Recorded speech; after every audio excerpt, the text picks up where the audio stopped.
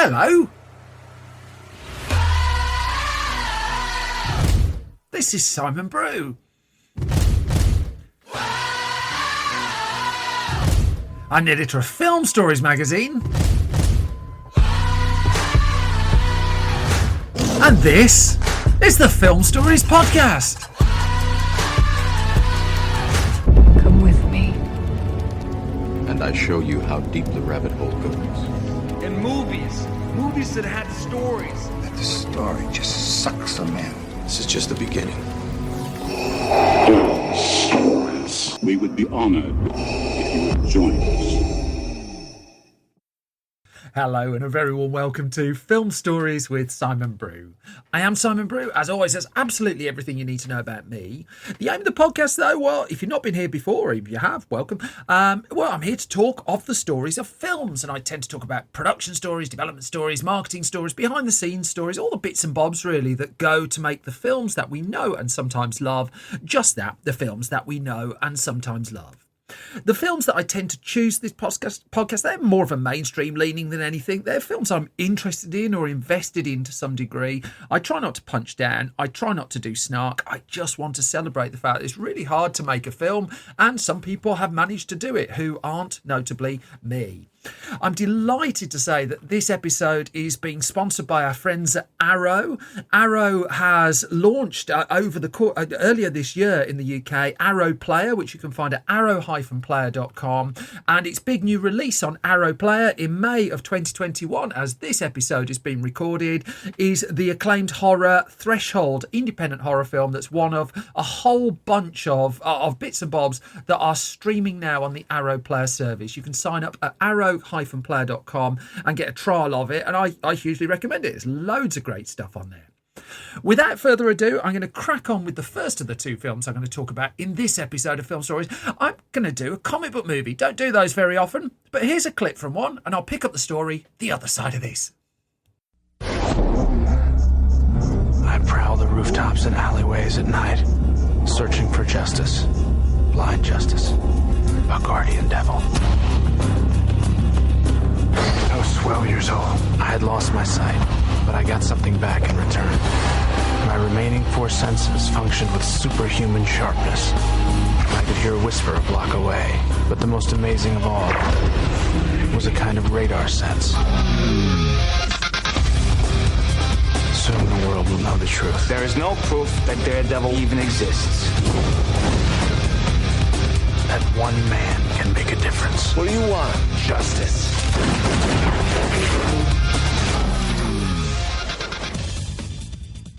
Well, that all sounds fun, doesn't it? What could possibly go wrong with a film that sounded like that? That is a clip from the 2003 superhero movie Daredevil, directed by Mark Steven Johnson, screenplay by Johnson as well, based on Daredevil, created, of course, by Stan Lee and Bill Everett, starring Ben Affleck, Jennifer Garner, Michael Clarke Duncan, Colin Farrell, Joe Pantoliano, Jon Favreau, and David Keith. One of the people involved on the production side as well was a man called Kevin Feige. Wonder what happened to him. So I'm looking at a magazine, Premiere Magazine's February 2003 edition, and it says it's got Ben Affleck and Jennifer Garner on the front cover, Affleck as Daredevil, Garner as Elektra, and it's billed as the sexiest comic book movie ever. I'm talking about Daredevil. This was just what 20th Century Fox was after in 2003. Who wouldn't want a big comic book movie? Spider-Man the year before had become the 5th biggest film of all time. Hollywood had very much woken up to the comic book film, and it was thinking of making a few more. That said, the idea of a Daredevil film predated this boom just a little. It goes back to the brain of the late, great Stan Lee, who created the character in 1964, in part because he wanted to create a hero who uses disability, not just ability. And so he created the dual character of Matt Murdock and Daredevil. Matt Murdock, who loses his sight, but gains all sorts of other powers in doing so. It was no shoo-in, though, that Daredevil would make a good movie, because we're in the pre-Iron Man Marvel Cinematic Universe era here, that it was only really the big heroes that seemed to be cutting through at the box office. Just ask the Phantom or the Shadow or Barbed Wire. I mean, there's a whole host of them in the 90s. But it was in 1997, the year of Batman and Robin, when 20th Century Fox optioned the Daredevil character for the first time from Marvel Enterprises. Now, those of you familiar with the history of Marvel will know that it was around this time that the company was heading towards bankruptcy, wasn't in a strong negotiating position, and so sold the screen rights to lots of its characters at not very high prices around this time. Fox, in fact, would end up with the rights to X-Men and Fantastic Four as well. But in 1997, Daredevil was its focus because it had a director in mind as well. Chris Columbus was a key director for 20th Century Fox. He'd made Mrs. Doubtfire. He'd made 2 Home Alones, 1 or 2 other projects there. And his production company, 1492, at that stage was working on a pitch from a writer with Daredevil links, J.M. DeMatteis, and that pitch was something called Straight On Till Morning, a film that, to my knowledge, never got made. But DeMatteis tells the story on his blog, and I've leaned on it a little bit just for this part of the story. Because what DeMatteis learned was Fox had Columbus. It had also had a director called Carlo Carli, and they were working on turning Daredevil into a film at this stage in the mid and just past the mid 1990s. That the film had gone through a few drafts, that Carli and Columbus had each taken a pass at the script. A young writer called Mark Steven Johnson went in for a meeting to work on it, but he couldn't due to his commitments to the second Grumpy Old Men movie, cunningly called Grumpier Old Men. But then DeMatteis put his own treatment together, and Stan Lee, for one, absolutely loved it. 20th Century Fox didn't. And the rights at this stage were winding down because Batman and Robin hadn't done great guns at the box office. There was a feeling that this whole comic book thing, or maybe it had just bubbled over again, just as it did with Superman, just as it did with after the original Batman, and after Batman and Robin. And so the rights were allowed to lapse, and this era for the project was over. But with Fox out in 1998, in came Disney to see if it could make a Daredevil project work. However, it got into some negotiations. I mean, ironic really, but it got into negotiations with Marvel, and those negotiations failed to bear fruit. And so next in the queue to have a go at this Daredevil thing, well, that would be Columbia Pictures, owned by Sony. Now, Columbia had the rights to Spider-Man at this point, and boy, had those rights been messy. And this is where that man, a 30-something writer-director called Mark Steven Johnson, got involved. Now, he'd had limited success at this point with a small film called Simon Birch. And as he told Premiere, Daredevil was, quote, the movie I've wanted to make since I was a little kid. He was a huge fan of the comics. What he wasn't was an instant choice for the film, because even though he'd had some interest before, he didn't have any kind of pedigree in directing comic book movies. And even when Chris Columbus was attached to the film, he'd continued to press the then CEO of Marvel Studios, Avi Arad, for a chance to direct the film, or at least to have a pitch for it. Now, Arad admired Johnson's passion for this one and did bring him into the fold and did sign him up. And there was a point where Mark Steven Johnson was in line to direct the film at Columbia Pictures. But by the summer of 2000, things were going, they were going a bit to pot again, because the thorny issue of internet rights scuppered the project at Columbia. Now, exactly what internet rights were involved or not involved is unclear, but that was said and reported in the Hollywood trades to be the sticking point as to why Columbia didn't press ahead with Daredevil when it had the chance to get those rights. So when Marvel and Columbia couldn't come to an agreement, in came Arne Milken's production company, New Regency, instead. Now, he moved quickly and did a deal. And his production company was set up with 20th Century Fox as well, and had delivered a hit, just delivered a hit for 20th Century Fox, the all-time classic Big Mama's House, starring Martin Lawrence. Well, that had been a big success. In fact, that would spawn a trilogy of films, and those won't be covered on a future episode of Film Stories. But for the purposes of this, Daredevil was back on. It had a production company behind it. It had a studio behind it. And at this stage, there was a plan. It was like, we could do this as an R-rated film. We could do it with a hard edge to it, which would be in keeping with the tone of the original source material. Now, even though Mark Steven Johnson had come across when the film had gone from Columbia back over to Fox, he had to pitch himself all over again, because Fox at this stage, and it had had success with X-Men at this point, that had just started to spike, but it was more interested in getting someone like James Cameron or Ridley Scott for the film. Johnson, though, really wanted this, and to the point where he spent thousands of dollars of his own money developing the storyboards for the film. And he wanted it to the point where he got on his motorbike and he sat outside the New Regency offices where he found the studio executive in charge of the production, and he sat outside that office for 4 hours until he was seen. And then he pitched to Sanford Panitch, who was the executive concerned, why he felt his version was right. As Johnson would acknowledge to Premiere magazine, I think he was terrified. However, sporting as he is, Sanford Panitch was also quoted in Premiere and said he was won over by Johnson's enthusiasm and passion. He didn't at any point say there was a scary man outside on a motorbike. And Daredevil was finally moving forward. It was going to cost in the region, well, I think it was in the region of about $50 million at that point. But Mark Steven Johnson got on with doing his draft of the screenplay. And then, shortly afterwards, it was on to casting the movie, because by April 2001 a story started bubbling up that none other than Ed Norton had been offered the lead role. Now Ed Norton would of course go on to do a comic book movie lead, The Incredible Hulk. I have covered that before.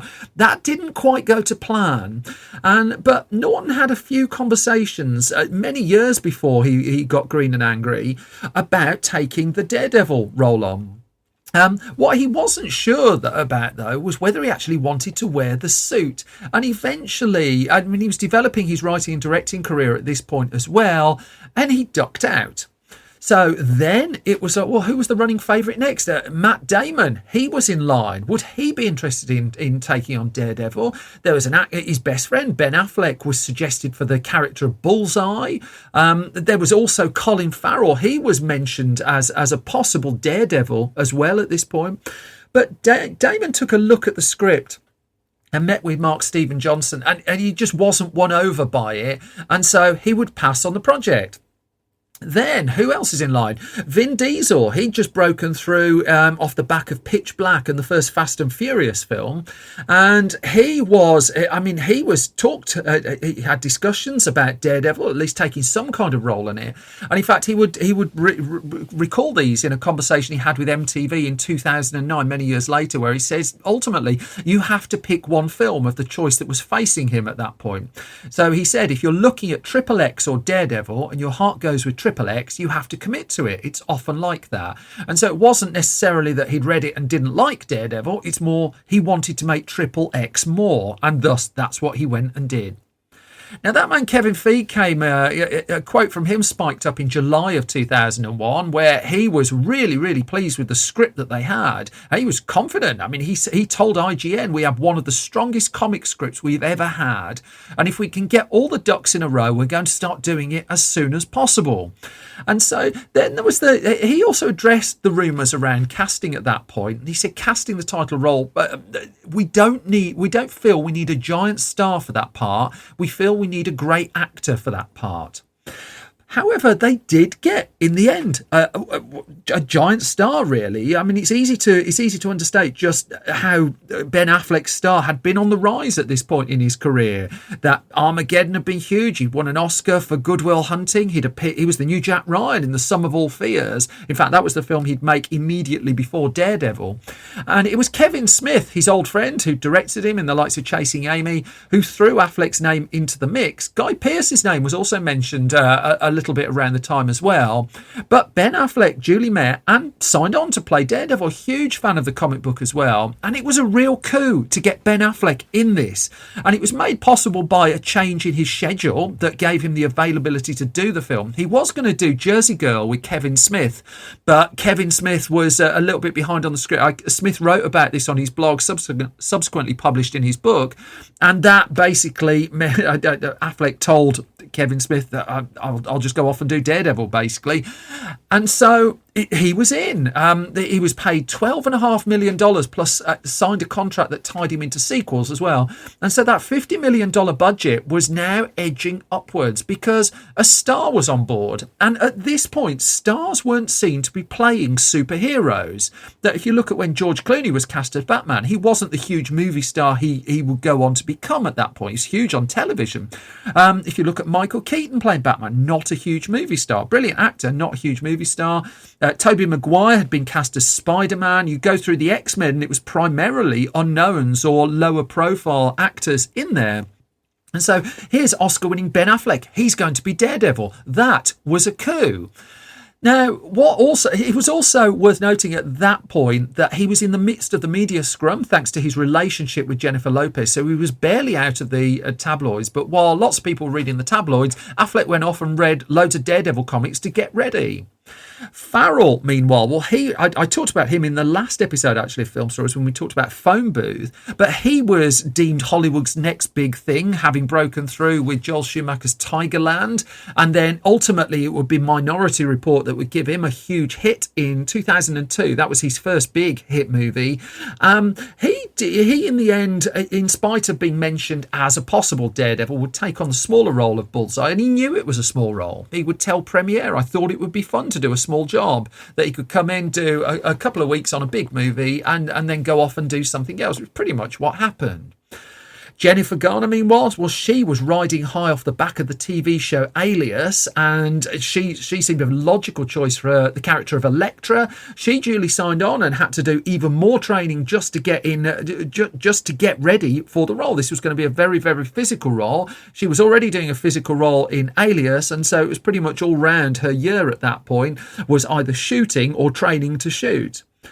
Michael Clark Duncan, the late Michael Clark Duncan, was in as Kingpin. He was cast as the big baddie. The studio had actually tested several wrestlers to take on that role, and in the character in the comics ultimately published is white, although that was not the origin of the character as originally envisaged. So there was a little bit of murmuring when Michael Clark Duncan was ultimately cast, but as he would go on and deliver the role, I think that murmuring fairly quickly disappeared.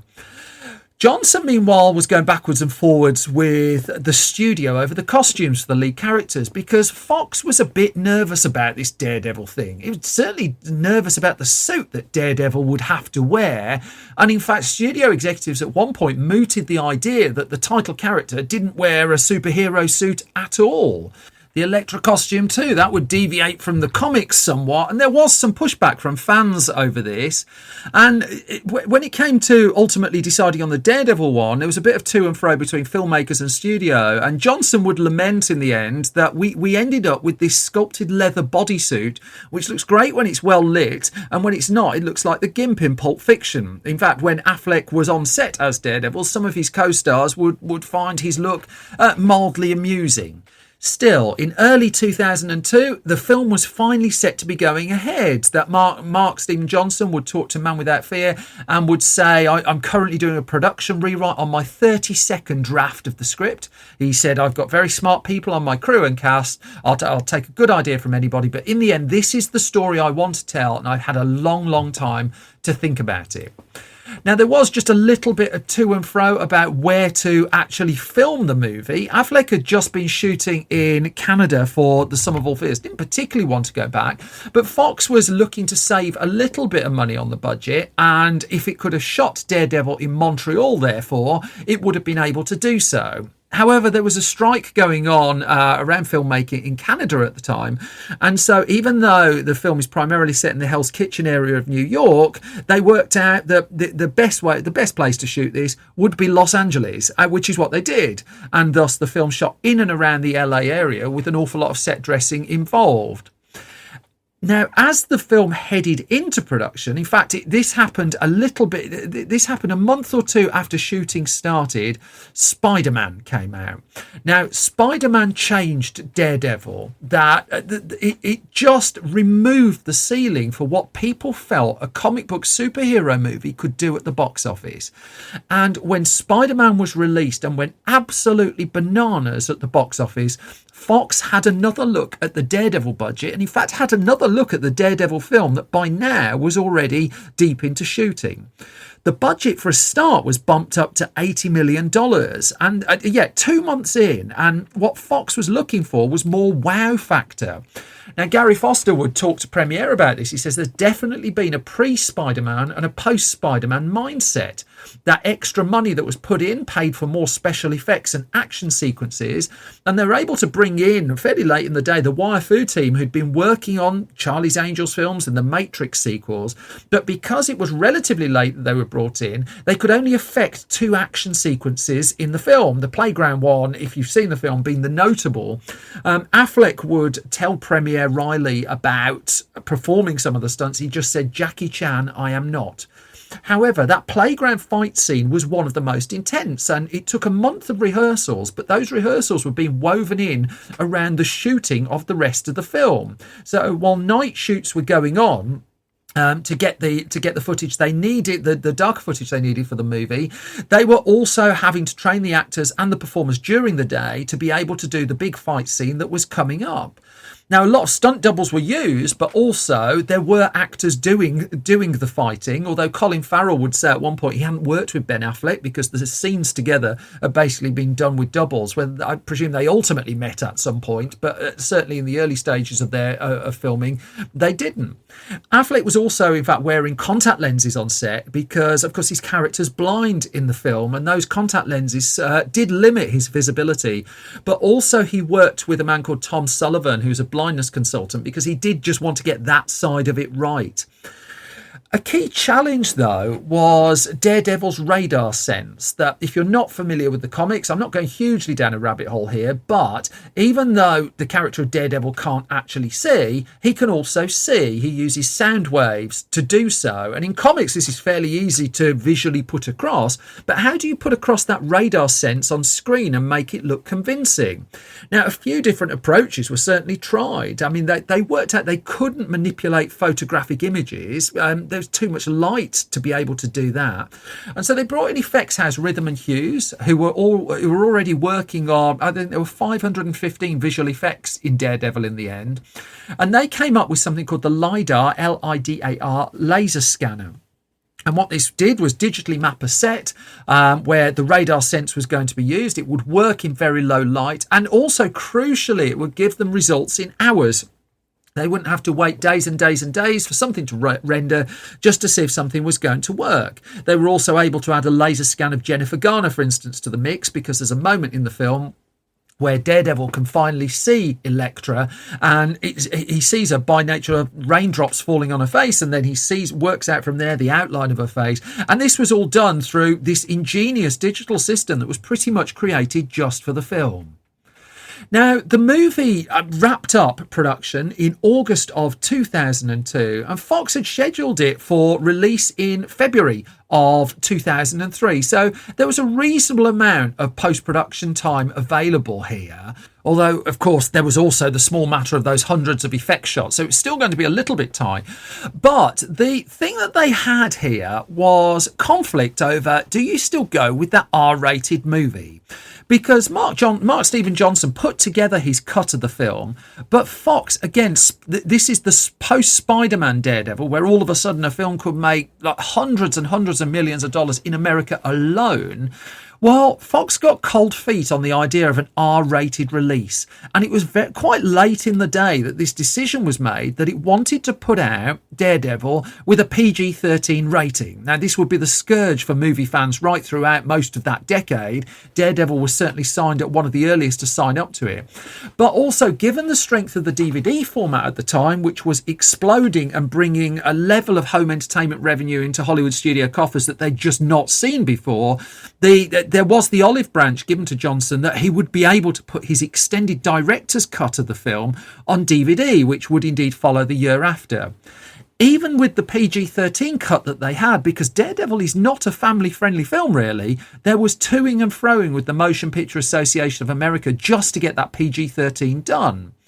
Now, also, there was an extra bit of filming done in post-production as well, which was to add a love scene to the movie, because they're paying for movie stars. They want to bump up the fact that this is the sexy superhero film, and so they decided to get Jennifer Garner and Ben Affleck back to do a bit of duvet dancing. At the same time, Daredevil 2 was given a cautious green light, and why wouldn't Fox do that? The first X-Men film had been a hit. The second one was trundling along. There was a Spider-Man sequel following from Sony the year after. You want to have your next film ready. And then the film was released.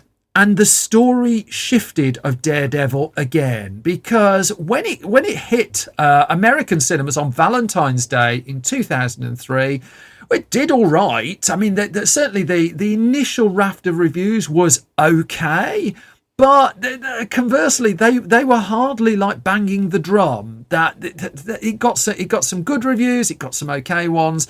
I sort of felt that I mean, certainly the first 20-30 minutes of it is a little bit Wikipedia-y in the way that it puts the backstory across. But nonetheless, there was enough spectacle and there was just enough to it, really, to power it to a really good opening weekend. Now, I've said this a few times on the Film Stories podcast, that opening weekends in February generally not regarded, certainly back in the early 2000s, as big. That now we're more conditioned to the idea of big blockbusters opening all year round and making mega monies. But the fact that Daredevil opened on February the 14th, 2003, and opened to a $40 million opening weekend, well, Fox felt vindicated by that. That was a result.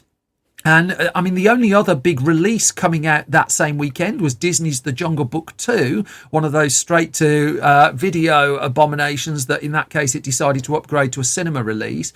The film that Daredevil knocked off the top of the charts is, in my view, the best of the Matthew McConaughey rom-coms, How to Lose a Guy in 10 Days. That had popped up the week before and was still doing decent business. Chicago was having a bit of a bounce off the back of all its award nominations. Shanghai Nights, that was in the top 5. Rounding out the top 10, what else we got? We got The Recruit, we've got Final Destination 2, Deliver Us from Eva, Kangaroo Jack, crikey, and About Schmidt.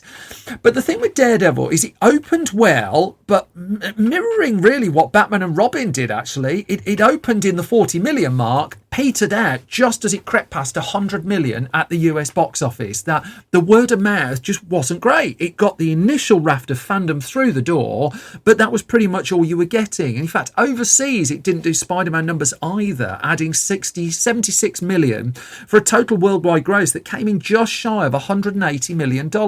Now, the film by this time would cost $80 million to make. And so, whilst it was going to be profitable, that was still a little bit tighter than Fox probably would have liked. Now, the director's cut of the film still followed, but while they were still umming and ahhing over whether they do a full sequel to Daredevil, which was still the plan, Fox pressed ahead with a spin-off movie called Elektra that put Jennifer Garner in the lead role, as you'd expect. Rob Bowman came in to direct that one.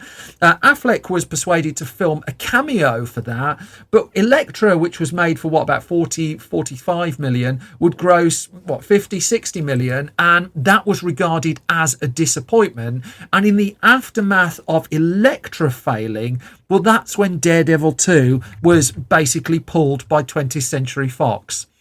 It was in the years that followed that more and more stories about the making of Daredevil came out. That in 2006, Ben Affleck, he was just up and completely down the line about he didn't like the film. And in fact, he ruled himself at that stage out of playing a superhero character ever again. Mark Steven Johnson, also in 2006, told Ain't It Cool News that he wanted to do a sequel still, but using the Daredevil Born Again storyline from the comics. But he also confirmed the failure of Elektra had stopped Fox pursuing more adventures. He talked too when he was... Mark Steven Johnson would go on to do Ghost Rider, And he talked too there about some of the battles that he had with Fox over Daredevil. So they didn't want a costume. They didn't want anything. And he said everything in that movie was a fight, which is very difficult. There are things in the movie I'm very proud of. There are things that didn't work. It was a very, very difficult shoot.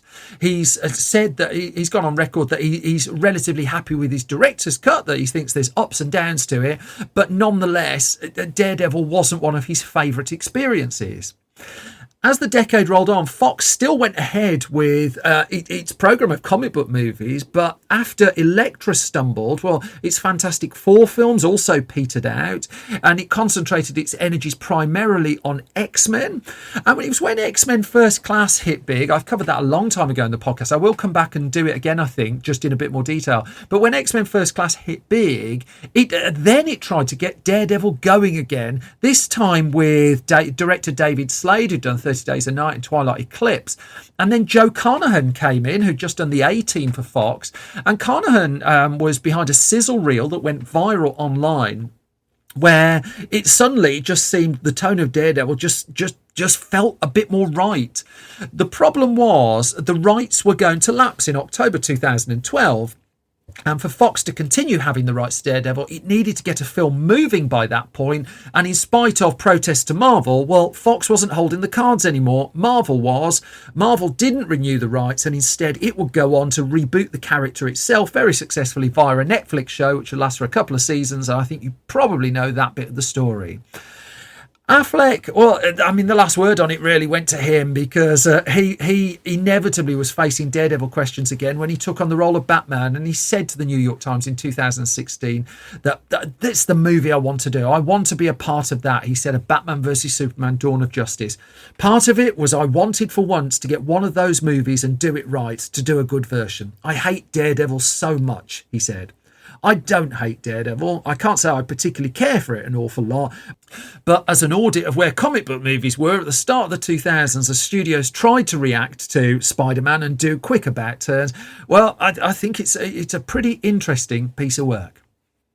Which brings me to the halfway point of this latest episode of Film Stories. So just a few parish notices that, I've got a Blu-ray coming out. The first Film Stories Presents Blu-ray is coming out in the UK on June the 28th. I've got the rights to put Sneakers out on Blu-ray, and in the midst of putting the extras together for that now. You can find that at store.filmstories.co.uk, where you can also find the latest issue of Film Stories magazine, which has been a little bit delayed, but is now coming, and we're just sending it off to the printers as this episode is being recorded.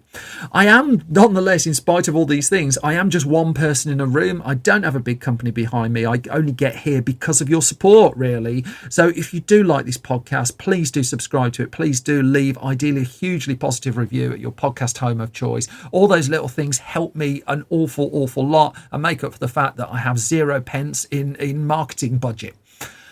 But without further ado, I'm going to move on to the second of the two films I'm talking about in this episode. This one had a bit of a journey as well. I'm going to play you a clip. I'll take up the story the other side of this.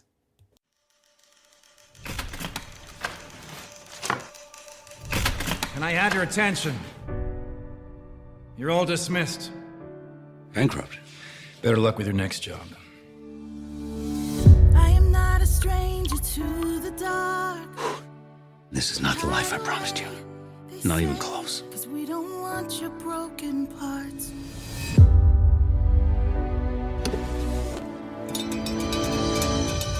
Girls, I think I've had an idea. Look out, 'cause here I come. And I'm marching on to the beat I drum. P.T. Barnum, at your service. To be seen. I'm putting together a show. No apologies. And I need a star. Every one of us is special. And nobody is like anyone else. That's the point of my show. Ready? Showtime. That then is part of the promo for 2017's The Greatest Showman, directed by Michael Gracie, a screenplay credited to Jenny Bix and Bill Condon, from a story by Jenny Bix, starring Hugh Jackman, Zac Efron, Michelle Williams, Rebecca Ferguson and Zendaya, amongst others. Now, the story of The Greatest Showman, and crikey, you might have heard of the film, well, it goes right the way back to the Oscars in 2009, and that was the year when Hugh Jackman hosted the show. Now, Jackman's background background, even though he'd broken through as one of the X-Men, as Wolverine in the X-Men films, who played an awful lot of times, was in musical theatre in his native Australia. He'd appeared in loads and loads of musicals, and he'd done Broadway. He'd done all sorts. Let's just assume he's really good at musicals. And it was during rehearsals for the 2009 Oscars show that the producers of the show, Lawrence Mark and Bill Condon, well, they drew a comparison between Jackman and the circus impresario P.T. Barnum. And as Jackman would tell Simon Mayo in an interview on the Kermode and Mayo film review programme, it was Lawrence Mark who approached him and said, "You've done 5 musicals on stage around the world." See, told you. But what about a movie musical going from stage to screen? And the thing is, original musicals in Hollywood, very, very, very, very rare. That there hadn't been one for nearly 2 decades at that point. I mean, there'd been musical films. Moulin Rouge, for instance, a hugely successful musical film, but also that drew on pre-existing music as part of its soundtrack. A musical completely from scratch, written for the screen, who would do that? So what Lawrence Mark had was the idea of a Barnum musical. But even though Jackman was Wolverine, even though he was regarded as a box office star, that was going to take some convincing. As Jackman would say, it was a 1 in 10 chance the movie would happen. And so, I mean, Lawrence Mark told Vulture about this. He said at some point while Hugh was on stage rehearsing, I think I turned to Bill and said, "Gosh, what a showman he is." And then somehow Barnum came around and he said, "I don't know, we were just thinking about you as P.T. Barnum and the Greatest Showman on Earth." Now, that would be the original title of the film, The Greatest Showman on Earth. Now, Jackman loved the idea from the off, and he did say, "If you want to explore it, feel free to knock on my door when you've got something more to talk about." And so Lawrence Mark went off to talk to a screenwriter by the name of Jenny Bix, who was working on the Oscar show that year. I mean, that show really brought a lot of the key creatives together. She was standing, as he said, 10 feet away and said, "Jenny, do you mind having a think about P.T. Barnum?" And she came up with the first draft of the screenplay for what would become The Greatest Showman. She was known for things like Sex and the City at that point. And so in 2009, word first broke that this musical, The Greatest Showman on Earth, was coming together, that it was going to be produced by Lawrence Mark, who'd helped bring Dreamgirls to the screen, which Bill Condon had directed. John Palermo, who'd worked with Jackman, was also going to produce. And as Variety reported the news in 2009, it said the pick will have a contemporary music score, and the studio is in talks with British singer-songwriter Mika to write music and lyrics. At this point as well, Jackman was trying to get another musical going. He was trying to get a big screen remake of Carousel pressing forward in Hollywood. He wanted Anne Hathaway involved with that, but that ultimately, to date, has not happened. So writing went on. Jackman continued being Wolverine and getting his claws out. And the next we hear of it was in August of 2011. So we moved on 2 years now. And that's what, I mean, whilst the trades had announced the initial existence of the project, there'd been 0 updates I could find in the 2 years in between. So most people just assumed it had petered out or was just stuck somewhere on the stove. But then came the news in August 2011 that a director was involved. Now, Michael Gracie at this point hadn't directed a feature film. He was known for commercials, lots of commercials. He was known for visual effects. And in fact, earlier in 2011, he'd been announced as the director of a Disney live action film called The Order of the Seven, which was going to be about the Seven Dwarfs from Snow White and the Seven Dwarfs. That didn't happen, but he was also announced as the director of The Greatest Showman on Earth. What he didn't know at the point he was announced was it's still 6 years away.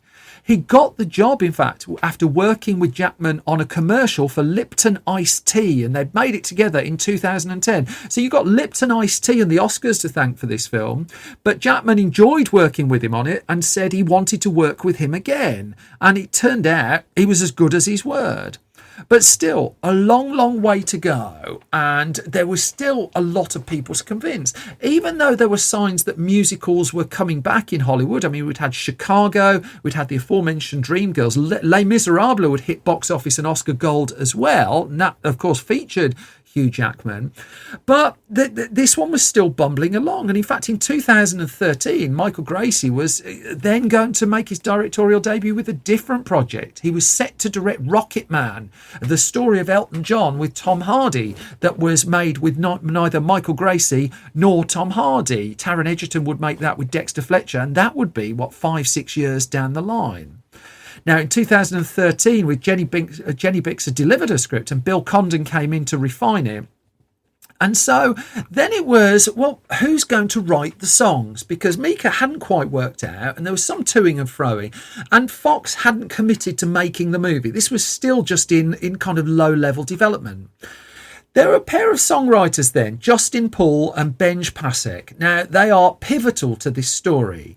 And it was Justin Paul who told the story of just what happened. He said, through a series of coincidences and lucky timing, we happened to be in LA back in 2013. We were having a general meeting at Fox with someone, and they said, hey, my colleague down the hall is working on a musical. You're Broadway guys, they were. You should talk to him if he's in. And so they went down and they met this director. And the director's name was Michael Gracie. He had a mood reel for The Greatest Showman on Earth, and they described him as a first-time director and real visionary. And so they met up with him, and they were they hit it off, and they were sounded out about writing the songs. Now, they were in the infancy of their careers at this point, and when Michael Gracie went and approached executives at 20th Century Fox about them writing the music, they were hardly wild about the choice. Now, they'd written songs that they loved, but Fox wanted the likes of Bruno Mars, wanted Pharrell Williams. Now, Paul and Pasek at this point just had one song. They had the guts of a second song. And so they were brought in to go to meet the studio to see whether this was going to happen. And they've talked differently to Variety and the Hollywood Reporter about this. And Benj Pasek talked about the movie had not been officially greenlit, and the impetus for writing the song "This Is Me," effectively the anthem of the film, was to get it greenlit. And he described it as that was one of the moments that Michael Gracie had always identified. We needed this anthem for the oddities, those characters in the movie. Now, Justin Paul would say the thing is we'd never technically got hired to be the songwriters. We just had to go and pitch for each individual song. They always knew that if their song wasn't liked or approved, Fox would just go to someone else. So he said every song was sort of a pitch, an audition in a way. This Is Me was not an exception. And in fact, This Is Me was originally planned to be sung for or by the character of Tom Thumb in the movie. But then Paul and Pasek asked if they could write it for Keela Settle, who a Broadway performer with one hell of a voice, but at this point she wasn't involved in the film either. So Gracie still had to go and convince the studio, and he told the studio that he wanted to get 2 or 3 songs off Benj Pasek and Justin Paul. Fox wanted to know what they'd done before, and so Gracie just said, oh, they've just won a Tony on Broadway for a musical. The Fox executives said, which musical? They said, oh, it's the musical of James and the Giant Peach. Well, there wasn't ever a musical of James the Giant Peach, and it was just a white lie from Gracie, gambling that the executives in front of them wouldn't know what had won a Tony on Broadway. As it turned out, the executive in front of them didn't know what had won a Tony on Broadway, and the execs bought it. But still, they hadn't got the green light for the film. And in fact, time was going on. They were spending a little bit of development money on it. The songs were slowly coming together. But the turning point was a 4th workshop that was held in early 2016. Now, by this point, Michael Gracie had storyboarded the whole film. They got a script. They'd done basically a video game version of what the choreography for the film was going to look like. And they pulled together a rehearsal space with 70 people in New York City. They got an 8-piece band together. And this was the bit where the studio heads were going to come along, where the sequences were going to be performed. And this was the pivotal moment for this. Now, Keela Settle, who at this point was in the frame for Letty, the bearded lady, the role she'd go and play, she'd been at every workshop they'd done so far, and she hadn't actually been keen to audition for the film in the first place, given that a friend of hers, a Broadway friend of hers, Shoshana Bean, she'd recorded the demo version of This Is Me. And I mean, This Is Me, it's worth going back just into the story of that song, because in August 2015, so that's what's still 5-6 months before this workshop, Pasek and Paul, they were told they had to start recording a demo in Los Angeles 2 days later, and they were writing the music for La La Land at the time as well, and they hadn't done a movie musical before, and here they were doing 2 of them. So they got on a flight from New York to Los Angeles, and as Justin Paul said, it's just like we all went to the airport. There wasn't any time to waste, so I brought along a mini keyboard. Benj brought his laptop. We were on the plane. I'd write a little section. I'd email it on the Wi-Fi to Benj, who was in the seat next to me writing lyrics. It was 5 hours, and most of This Is Me was written on that flight. And in fact, on the same flight, they also worked on the song City of Stars for La La Land. So that's not a bad flight, really. Now, there was at this point, by this point, it's worth noting that Deadline had broken the news just a little earlier in November 2014, saying that Fox was keen to do the film, was planning to shoot it in the middle of 2015. Well, that clearly hadn't happened. But it raised eyebrows because even as it was reported at the end of 2014, this was the first fully original Hollywood musical since a musical called Newsies. And Jonathan Tropper had been doing script polish work at this point, but it had been 2 decades that had taken before Hollywood would risk doing another standalone musical of this ilk. And even then, Deadline wrote, I'm told this film cautiously heads for the start gate after much deliberation by Fox brass. But the deliberation was going on, and we go back to that big, that fourth big rehearsal, the one that they brought along the workshop. They brought along the Fox execs for, and for Hugh Jackman, this was tricky because they'd already done 2 weeks of rehearsals building up to that, but also he just had treatment again for skin cancer on his nose. He went to see his doctor and was told you have to be operated on straight away, day after, and this was just a day or two before the presentation. And the doctor, Jackman said, I've got to do this. Can I not wait? And it's just like, well, the doctor was also going on holiday, but insisted. And he said, otherwise you're just waiting 2 weeks and why take the risk? So Jackman had treatment for skin cancer the day before this huge workshop. He had 80 stitches in his nose, and the doctor told him that he wasn't supposed to sing for 48 hours. And so he went against doctor's advice, which obviously I don't recommend, friends. And so we finally got to that workshop, and at that workshop, it all went right. That Keela Settle sang This Is Me and absolutely belted it out. She pushed her music stand to the side and she sang it with everything she had. And the head of the studio ran across and hugged her and said, you've just booked your first major motion picture. She had got the role, and even more than that, the film was finally going ahead. Settle hadn't wanted to sing it, and there's a lovely story about basically Hugh Jackman bribed her, said, what would you want? What would it take? And she just said a bottle of whiskey. So she sang it and she got her bottle of whiskey. But even after it was all confirmed, she didn't believe it, and it took 5 days to get in touch with her just to confirm the news. But in 2016, early 2016, Fox finally gave this film the green light. Now, it's worth noting that the star power of Hugh Jackman was important here because he was making Logan for the studio at that point. He was their Wolverine, wanted more Hugh Jackman films. But even so, this was a gamble. It was going to cost $80 million to make. And so it was now the point of they've got to start bringing in the rest of the cast. That Paul and Pasek were pressing ahead and writing. In the end, they'd write 11 songs for the film. But turning points really. June 2016, Zac Efron's name spiked. He was now being approached to take on one of the lead roles in the film. He's no stranger to a song and dance number, really. And so it was then, even then, it was under its old title. But the turning point I noted is Variety, in its report of the casting of Zac Efron, described the film as, quote, a major priority for Fox. And part of that priority was keeping that relationship with Hugh Jackman strong. The casting kept on coming. Zendaya came in July. Michelle Williams came in July. The reports then also said that Michael Arndt had done a little bit of script polish work. Rebecca Ferguson was then announced in September. And the start of production, well, there was a month or so of rehearsals in New York City that took place in October 2016. Ashley Wallen on choreography, I should note.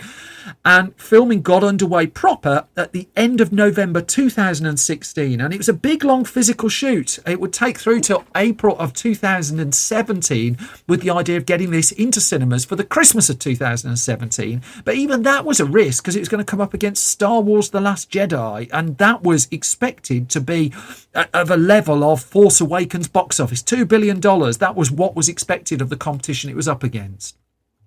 Now, filming a musical was incredibly taxing, not least for a first-time feature director.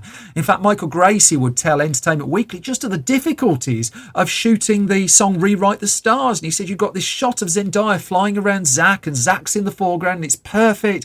And just as she's about to sing the line you need in that moment, the rope twists, her body moves, that line you want, she's facing away from the camera. And he said, it's things like that, you're like, oh, and there's loads of jumping and swinging, and so many takes, and so much of it is clunky when you're doing all these takes. And he said all of a sudden what's meant to be balletic and slow and wonderful effortless feel all of a sudden becomes brutal and violent as these bodies go slamming into each other. And he said that was a lot of takes, and a credit to Zack and Zendaya. They were bruised, but they kept going again and again and again and again. Now, there was tittle-tattle that Gracey had lost a little bit of control of the picture, which was firmly denied. And in fact, it's quite staggering. He got quite so many musical sequences to the standard he did in camera for a first-time director with the level of budget he was working on. But again, he had Hugh Jackman's support on this one. When filming did wrap up, there was some bits and bobs to be done in post-production. So, for instance, Lauren Allred came in to overdub Rebecca Ferguson singing in the film. That Ferguson had done her singing actually on set, but the whole idea of her character was she's this legendary singer, and so they knew it needed really to be absolutely top level. And so, whilst Ferguson was nervous singing on set, but this was known pretty much from the start that there was going to be some redubbing involved. But also some extra assistance was brought in to help Michael Gracey. As Variety reported, director James Mangold, who'd made The Wolverine, who'd made Walk the Line, who'd made just finished doing Logan for Fox with Hugh Jackman, he was hired after production had wrapped to be an executive producer on the film. And as that Variety report noted, Michael Gracey was overwhelmed with the scope of the picture, and that James Mangold had helped edit the film with Gracey and was involved in a week of reshoots and pickup shots that were done too. Gracey has given an interview where, I mean, he's fairly open about it. He just said there were lots of producers on this, and their support and help was all appreciated. So I don't think, as much as people try to make tittle tattle out of that, I think it's probably a little bit calmer than it seems or seems. It's up to you. So then we motor towards the film's release, and I mean the competition was tough. It premiered on December the 8th, 2017, and it launched into cinemas on December the 20th, 2017. But it was a really crowded end of the year box office it was going up against, because Pitch Perfect 3 was expected to be huge. The Greatest Showman was in there, but Jumanji: Welcome to the Jungle, that was opening the same week. That was expected to be huge. Matt Damon was opening the same week in Downsizing. There was a comedy, Father Figures, that was opening, and then the week before, Star Wars Episode 8 The Last Jedi had opened and done staggering numbers. And so with the reviews really mixed, and it's worth remembering that some people really didn't like The Greatest Showman, and even then there weren't that many flat out raves for it. It opened quite cautiously in America with and the weekend of December the 22nd, the 24th, its first weekend. It had a day or two beforehand.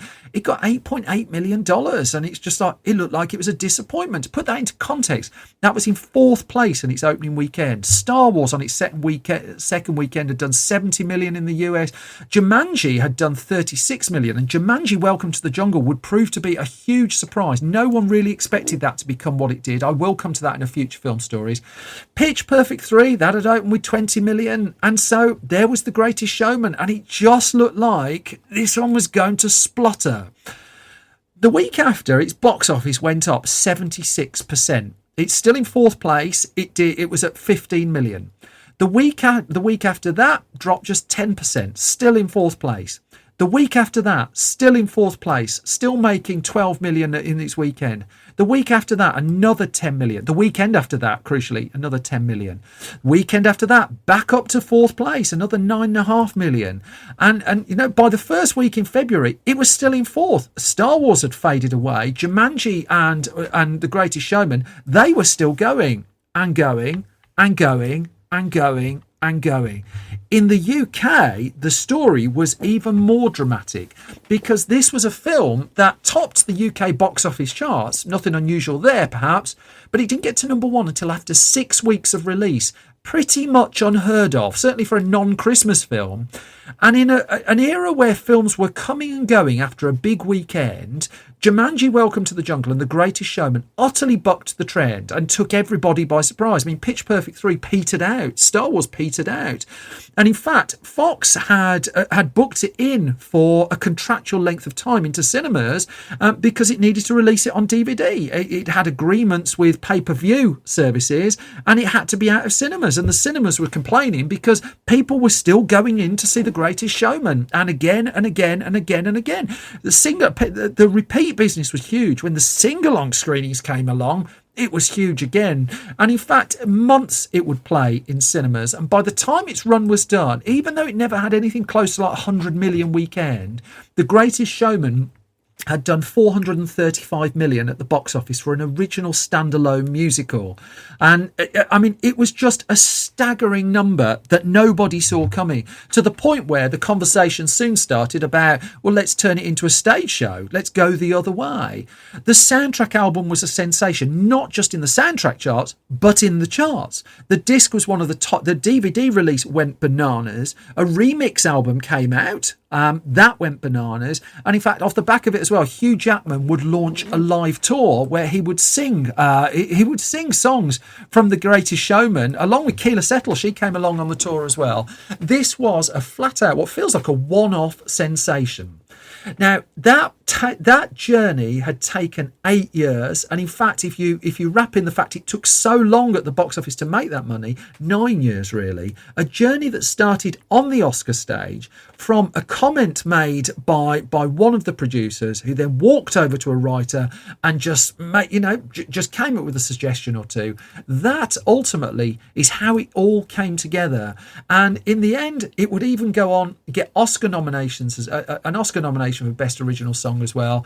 It would go on to be a sensation. The fact that when cinemas reopened after lockdown in the UK in the summer of 2020, it was The Greatest Showman that was one of the films that was still playing, pretty much tells you of the ongoing impact this film is having. And at the time of this podcast being recorded in May of 2021, there's even talk of a sequel. And that brings to the end this latest episode of Film Stories. Thank you for putting up with my waffle. You can find more of it on Twitter at Simon Brew, or the whole Film Stories project is on Twitter at Film Stories Pod. Filmstories.co.uk is our website, where you can updated every weekday with news, with reviews, with movie mayhem, features, all sorts of bits and bobs there. Facebook.com/Film Stories Online. We're on YouTube at youtube.com/Film Stories, and the shop where you can buy all of our back issues of magazine and upcoming Blu-ray, store.filmstories.co.uk. My thanks once again to Arrow and arrow-player.com for sponsoring this episode of the podcast. They've been big supporters of my work and I hugely appreciate it. But my biggest thanks is reserved for you, for listening, for putting up with me, and for supporting me and getting me this far. I wish you all the best. I hope you stay safe. I'll be back soon with another bunch of Film Stories. Bye-bye.